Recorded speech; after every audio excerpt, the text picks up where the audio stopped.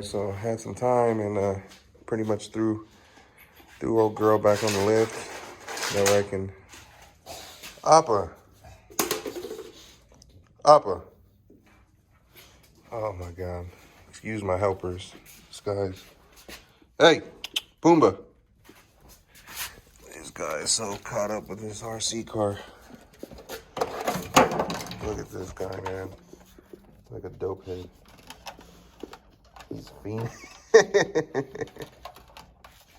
All right, but nonetheless, man, I pretty much haven't gotten around to detailing it or anything, but I wanted to just take the time to actually just go ahead and slap on my new caliper just because, like I said, I had the time. And it's going to be the PM 6-piston one that I got right here. So I literally was cracking it open and figured, like, shit, why not make a video? That way you guys can pretty much see. And, I mean, the internet's an amazing thing, but you'd be surprised. Some shims. You'll be surprised at how many people don't know what exactly to look for, or they feel like it's just in some ways misleading. So maybe this will help, you know. So here's the actual, if I can get it out, still in plastic. Like I said, I literally was about to crack this joint open, but it's kind of a bitch to do this shit one-handed. So let me just set the camera up, that way I can crack this thing open, and yeah, we'll go from there. All right, so now that all that's off, clean that up some more, just because it has that, I don't know if it's oil or whatever from the packaging, but yeah, this is pretty much it right here. This is your 6-piston PM caliper, and it does indeed come with new pads, your screws right here, 2 spacers, and 2 washers for your screws. So if you get it, that's what it comes. And oh, let me not forget the shims. So if it does not fit correctly, they do provide you with shims. That way you're able to see if everything's 100%. So with that being said, pretty much get on the install. Well, it's gonna get dirty anyway, so it's kind of pointless, but just wanted you guys to see. Oh, and another thing, the part number. This in specific is for 2004. They run the same from 2000 all the way to like maybe 07. We'll stick to like 06 to be on the safe side.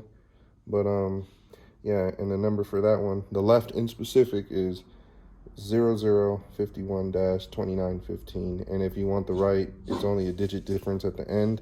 So it would be 0051-2916. And chrome, they just add a CH. So here's the part number right here in case you guys are curious, but it literally bolts right on. And then another thing, if you do purchase, just make sure it's for this one, for instance, is for the 11.2 and 11.5 rotor.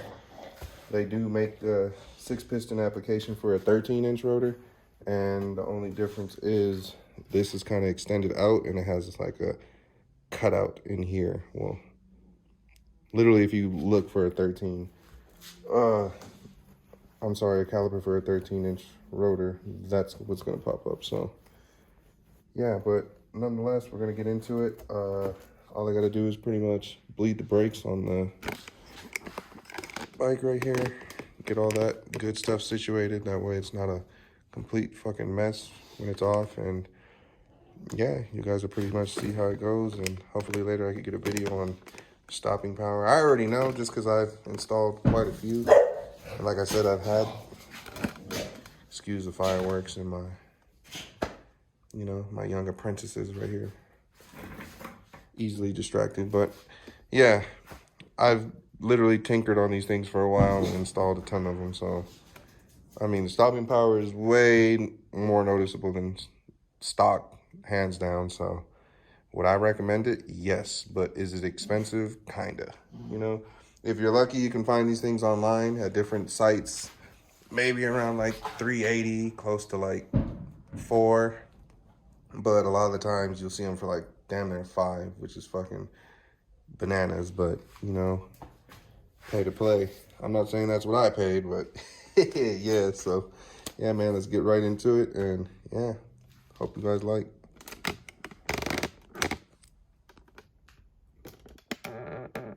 Face of disappointment right there.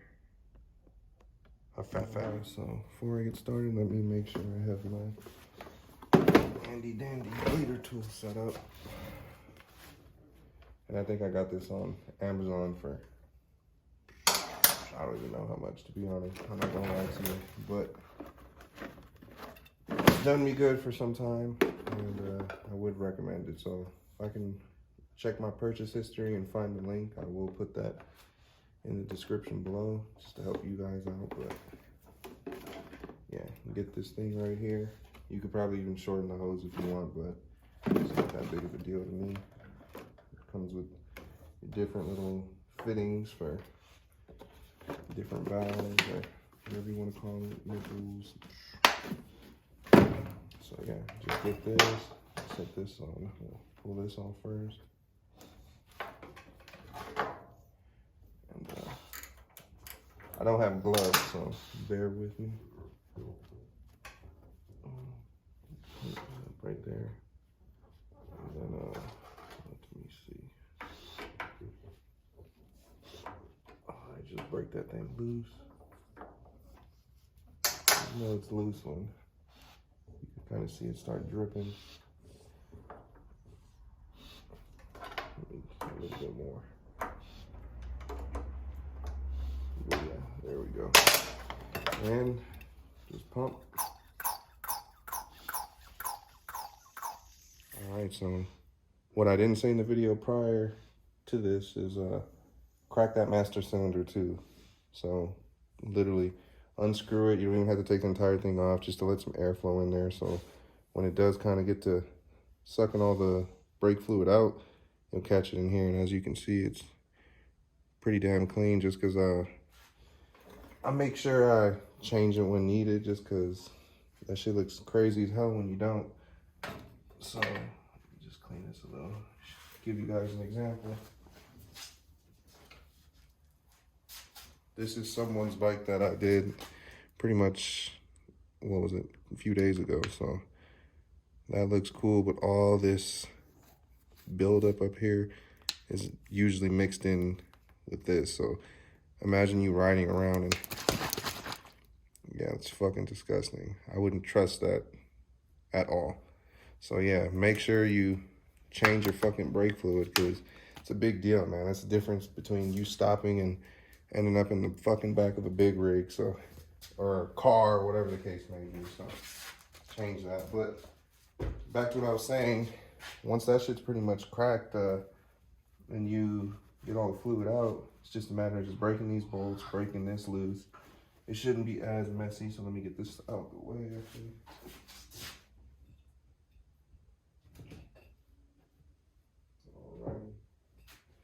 And yeah, so these right here, 12.10. I will be using my handy dandy impact. You could use a wrench if you want to. I'm changing all those out, so it really doesn't matter. So get this ready. And 3/8 for your valve right here, if you didn't know. And this right here, I forgot what size this is actually, so let me check that out. I want to say it might be a 1/2 or a 9/16. I apologize. So yeah, 9/16. So that's just something simple. Just crack that line loose. You'll get a few drips, but nothing like you would if the thing was completely fucking full. So I literally just crack that joint and screw it real fast. And booyah. You can keep these. It comes with a new one, so you can kind of see it's a couple drips, but way better than having this thing just completely pissing on you. So clean that up. I like to, you see. And it still does it even after you do it. So I literally just pull that through like that, let that chill, and then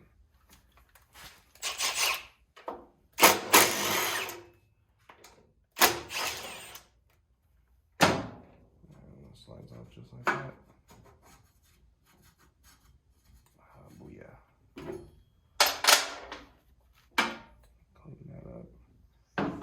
banging against my paint. Thank God I'm a painter. So let that chill right there. This is your old caliper.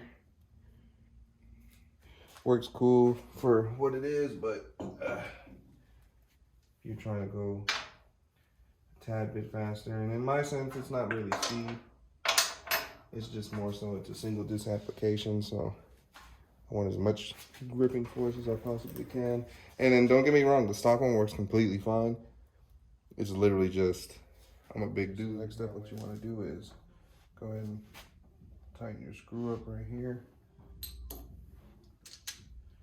Just, I got it pretty tight already. Just make sure that one's tight, and pretty much just slide it on. Make sure you're thing. So as you can see, it kind of moves around a whole lot. So what I do is I pretty much just take a screw. It's not permanent, and then just give it like 3 turns, and then with a few turns like that, it'll hold it in place, and then get you your blue Loctite. And go ahead and give this one a dab. And for this one, it came with shims. I literally didn't need them because I have a fucking box somewhere. Oh, there it is. I got a box full of them behind me. But I mean, it is nice. So the ones I do use are the 2 thickest ones. They have one that's in there that's ridiculously thin, but let me see if you can see. Excuse my nails, my hands are dirty, but yeah, the 2 thickest ones. And you have to center your caliper. So if it's not centered, it will rub against the actual rotor, and you'll hear it and you'll know. So I center it with these 2. Sometimes it might differentiate for other people. Like I said, that's for you to find out, but pretty much add these with your spacer. And this is what works for me. And I just go ahead and screw this on there.